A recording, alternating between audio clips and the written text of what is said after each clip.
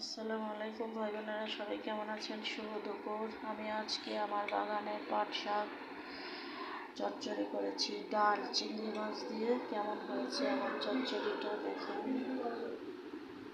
কেমন হয়েছে বন্ধুরা কমেন্ট করে জানাবেন। বাগানের সবজি দিয়ে বেলে মাছ,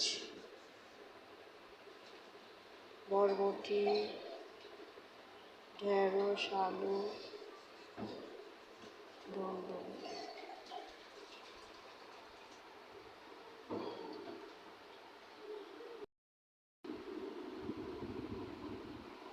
মুরগি রান্না করছি, কলিজা ইয়া আলু আর পেঁপে দিয়ে।